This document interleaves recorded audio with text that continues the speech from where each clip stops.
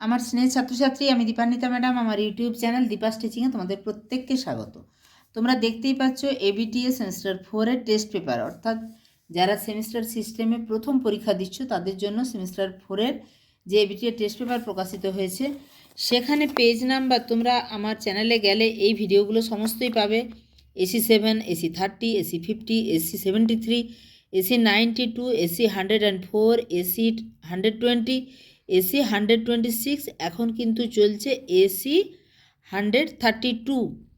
এই প্রত্যেকটা পেজেরই part A, part B, part C আলাদা আলাদা করে ক্লাস করে দেওয়া আছে। আজকে এই AC132 পেজের পার্ট এ আলোচনা করব। তোমরা দেখো, এর জন্য তোমাদের যতগুলো বই এই সেমিস্টার সিস্টেমে নতুন যে বইগুলো প্রকাশিত হয়েছে, প্রত্যেকটা বইয়ের সাহায্য নিয়ে আমি তোমাদের কাছে উপস্থাপন করব যে কোন বইতে কোন উত্তরটা সবচেয়ে ভালো আছে।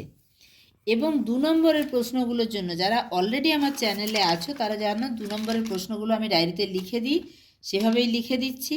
5 নম্বর এবং 3 নম্বরের প্রশ্নগুলো আমি তোমাদেরকে দেখিয়ে দেবো কোন বইতে ভালো আছে।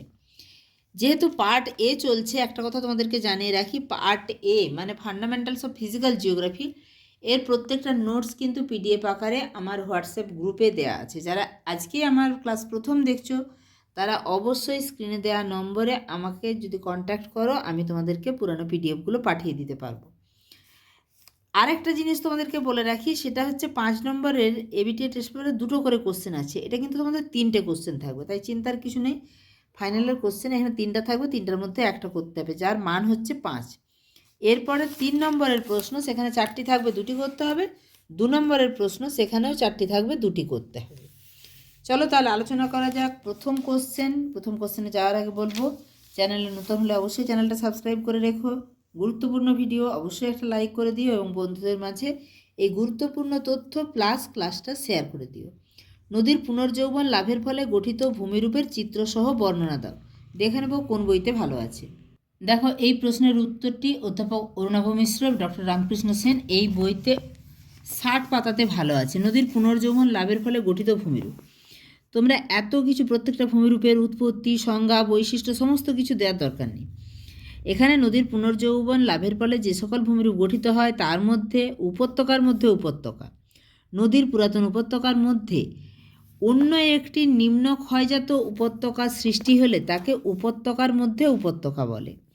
2 নম্বর ভূমিরূপ, এখানে পারলে ছবিটা এঁকে দিবে। ছবি অবশ্যই এই 5 নম্বরের প্রশ্নে ছবি আঁকতে হবে। নদীমঞ্চ, নদীর পুনর্যৌবন লাভের ফলে একটি উপত্যকার মধ্যে অপর একটি উপত্যকার সৃষ্টি হলে নদী খাতের দুপাশে যে ধাপ সৃষ্টি হয় তাকে নদীমঞ্চ বলে। চলে যাব পরের ভূমিরূপ, নিক বিন্দু। নদীর পুনর্যৌবন লাভের ফলে নদীর দৈর্ঘ্য বরাবর যে বিন্দুতে ঊর্ধ্ব উপত্যকা ও নিম্ন উপত্যকা মিলিত হয় তাকে নিক বিন্দু বলে। এখানে এই যে নিক বিন্দু, যেখান থেকে জলপ্রপাত সৃষ্টি হচ্ছে, অবশ্যই এই ছবিটা বা এই ছবিটা দিবে। সংজ্ঞা একদম ছোট্ট করে, সেই জন্য তোমাদেরকে দেখিয়ে দিলাম যে কতটা লিখবে।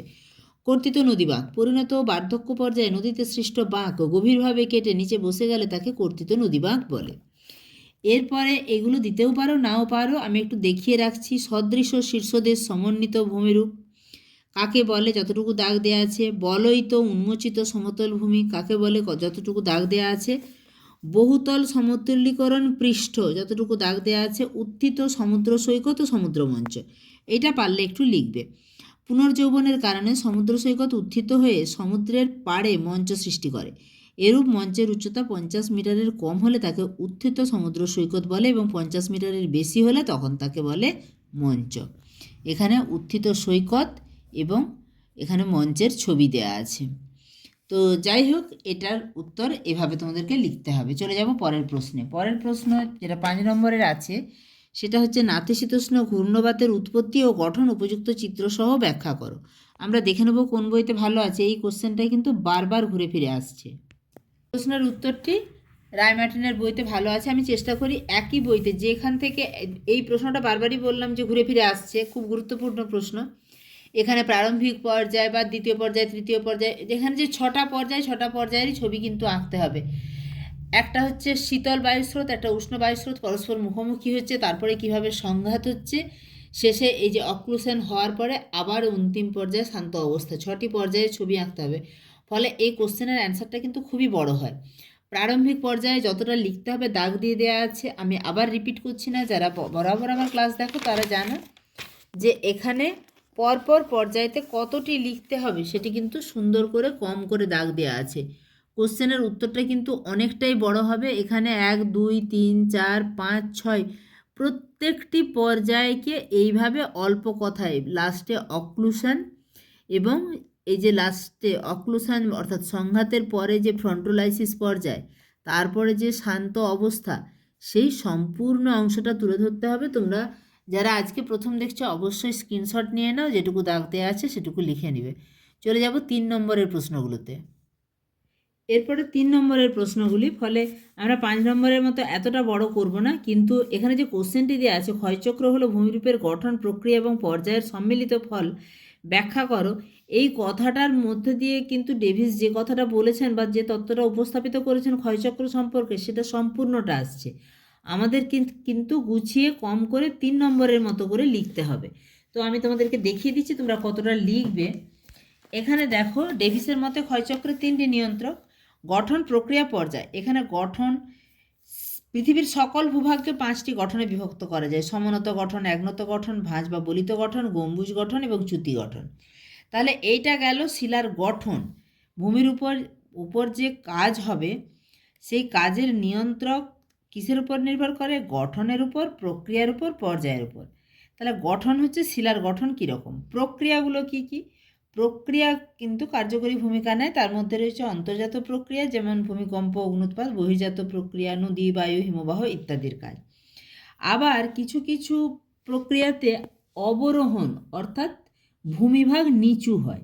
আবার ভূমিভাগে যখন সঞ্চয় হয় তখন আরোহণ প্রক্রিয়া বলে।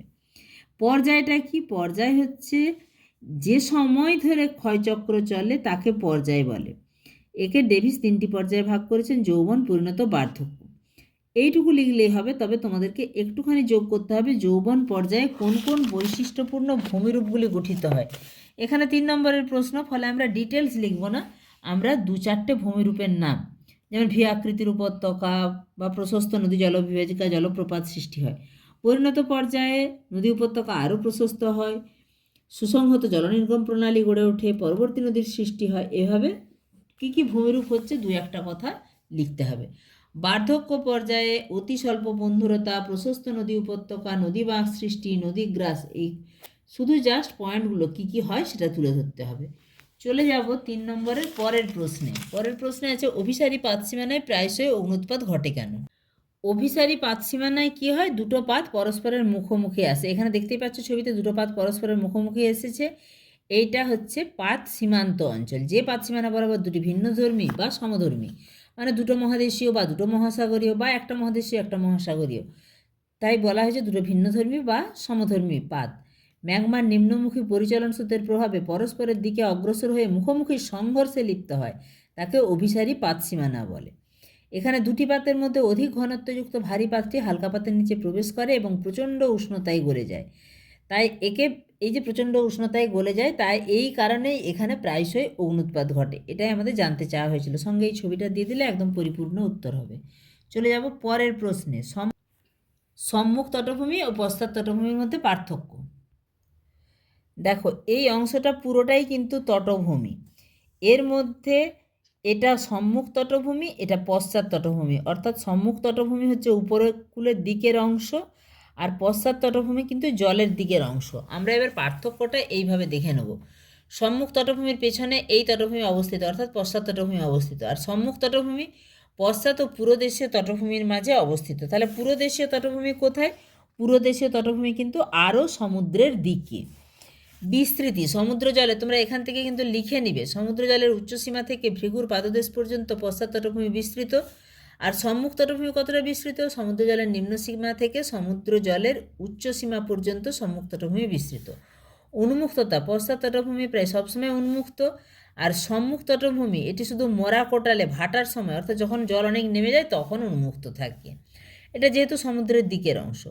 প্লাবন ও জোয়ার, ঝটিকা তরঙ্গ ছাড়া পশ্চাৎ তটভূমি জোয়ার দ্বারা কখনো প্লাবিত হয় না, আর জোয়ার দ্বারা সম্মুখ তটভূমির অধিকাংশ স্থান প্লাবিত হয়, কারণ এটা তো নিচের দিকে বা সমুদ্রের দিকের অংশ। ফলে এখানে 4টে পার্থক্য সুন্দর হয়ে গেল। চলে যাব পরের প্রশ্নে।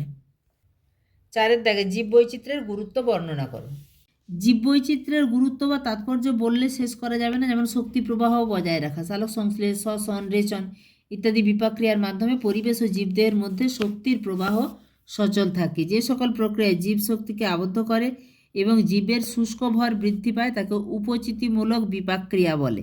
আর যে সকল প্রক্রিয়ায় জীবদেহ থেকে শক্তি পরিবেশে মুক্ত হয় এবং জীবদেহের শুষ্ক ভর কমে যায় তাকে অপচিতিমূলক বিপাক্রিয়া বলে। এতটাও দরকার নেই, তোমরা শুধু শক্তি প্রবাহ বজায় রাখে, জলচক্র নিয়ন্ত্রিত হয়, মাটি সংরক্ষণ করে। যখনই জীববৈচিত্র্য থাকবে, উদ্ভিদকুল তার শেকড়ের সাহায্যে মাটিকে সংরক্ষণ করবে, মাটি আলগা হতে দেবে না, মাটিতে পুষ্টিমৌলের সঞ্চয় ঘটাবে। জলবায়ুর উপর প্রভাব, সবুজ উদ্ভিদ তার সালোক সংশ্লেষের মাধ্যমে কার্বন ডাইঅক্সাইডকে যেমন শোষণ করে নেয়, আবার পরিবেশে অক্সিজেন মিশিয়ে দেয় বা অক্সিজেনের পরিমাণ বৃদ্ধি করে। ফলে এখানে শুধুমাত্র উদ্ভিদের প্রভাব নয়, জীববৈচিত্র্য এই উদ্ভিদের উপর প্রত্যেকটা প্রাণীকুল নির্ভর করে আছে। আবার প্রাণীকুলের জন্যই কিন্তু উদ্ভিদ জগৎ আজকে বিপন্ন। ফলে একটা পারস্পরিক সম্পর্ক এবং এই বৈচিত্র্যপূর্ণ যে ব্যাপারটা, অর্থাৎ প্রাণী এবং উদ্ভিদ সমস্তটা মিলেই কিন্তু বাস্তুতন্ত্র তথা পৃথিবীর ভারসাম্য রক্ষিত হয়ে চলেছে বা জীবমণ্ডল সুরক্ষিত আছে। সেটা হচ্ছে জীবমণ্ডলের সংরক্ষণ, খাদ্য শৃঙ্খল, খাদ্যজার ইত্যাদি বজায় রাখার মাধ্যমে জীবমণ্ডলের বাস্তুতান্ত্রিক ভারসাম্য বজায় থাকে। এছাড়া জৈব ভূ রাসায়নিক চক্র বজায় থাকে, কার্বন, অক্সিজেন, নাইট্রোজেন, ফসফরাস ইত্যাদি জীবদেহ থেকে পরিবেশে এবং পরিবেশ থেকে জীবদেহে চক্রাকারে আবর্তিত হয়। ফলে জীববৈচিত্র্যের গুরুত্ব বলে শেষ করা যাবে না। 7টা পয়েন্ট আছে, তোমরা কম কম করে লিখে নেবে। এরপরে 2 নম্বরের প্রশ্নগুলোতে যাব। 2 নম্বরের প্রশ্নগুলো আছে, হিমপ্রাচীর কিভাবে সৃষ্টি হয়, প্লায়া কি কিভাবে গড়ে ওঠে, পশ্চিমী ঝঞ্ঝা বলতে কি বোঝো, বৃত্তচাপীয় দ্বীপমালা কাকে বলে। আগেই বলেছিলাম, ডায়েরিতে লিখে রেখেছি। হিমপ্রাচীর কিভাবে সৃষ্টি হয়, আমরা জানি হিমপ্রাচীর হচ্ছে উষ্ণ এবং শীতল স্রোতের মধ্যবর্তী যে স্পষ্ট সীমারেখা। উষ্ণ উত্তর আটলান্টিক স্রোতের নীল জল আর শীতল লাব্রাডর স্রোতের সবুজ জল পাশাপাশি বিপরীত দিকে প্রবাহিত হয় এবং তার যে স্পষ্ট সীমারেখা বোঝা যায় সেটাই হচ্ছে হিমপ্রাচীর। প্লায়া কি, প্লায়া হচ্ছে মরু অঞ্চলের লবণাক্ত জলের অস্থায়ী হ্রদ। মরু অঞ্চলে বায়ুর অপসারণ প্রক্রিয়ায় প্রথমে, যেহেতু কিভাবে গড়ে ওঠে বলা হয়েছে, তাহলে প্রথমে লিখতে হবে যে অপসারণ প্রক্রিয়ায় গর্তের সৃষ্টি হয়। এই গর্তগুলোকে অপসারণ সৃষ্ট গর্ত বা ব্লো আউট বলে। পরে গর্তের আকৃতি আরও বড় হতে থাকে এবং আমরা জানি মরু অঞ্চলে হঠাৎ প্রবল জলধারায় বৃষ্টিপাত হয়। বৃষ্টি কম হয়, কিন্তু যখন হয় তখন প্রবল বেগে হয়। এই হঠাৎ প্রবল বৃষ্টিতে একাধিক জলধারা এসে অবনত ভূমিতে সঞ্চিত হয়ে প্লায়া সৃষ্টি করে। পশ্চিমী ঝঞ্ঝা, আমরা পশ্চিমী ঝঞ্ঝা জানি যে আমাদের শীতকালে মাঝে মাঝে দুর্যোগপূর্ণ আবহাওয়ার সৃষ্টি হয়। তার কারণটা হচ্ছে ভূমধ্যসাগর এবং তার আশেপাশের অঞ্চল থেকে উৎপন্ন একটি বায়ুচাপজনিত সমস্যা বা প্রভাব, যার প্রভাবে ভারতের শীতকালে 2-4 দিন, সেরকম যে টানা মৌসুমি বৃষ্টিপাতের মতো সেরকম না, 2-4 দিন ঝঞ্ঝাপূর্ণ আবহাওয়া বিরাজ করে, একেই বলে পশ্চিমী ঝঞ্ঝা। এর প্রভাবে কখনো কখনো কিন্তু শিলাবৃষ্টি হয় আর ঝড় এবং সঙ্গে হালকা বৃষ্টিপাত হয়। পরের কোশ্চেন, বৃত্তচাপীয় দ্বীপমালা কাকে বলে, যখন অনেকগুলি আগ্নেয় দ্বীপ বৃত্তচাপের মতো অবস্থান করে তাকে বৃত্তচাপীয় দ্বীপমালা বলে। এর উদাহরণ হচ্ছে ইন্দোনেশীয় বৃত্তচাপীয় দ্বীপমালা। ঠিক আছে, দেখা হচ্ছে খুব তাড়াতাড়ি পরবর্তী কোনো আপডেট নিয়ে। অবশ্যই চ্যানেলে নতুন হলে চ্যানেলটা সাবস্ক্রাইব করে রাখবে, ভিডিওটা অবশ্যই একটা লাইক করে দিও এবং বন্ধুদের মাঝেও শেয়ার করে দিও।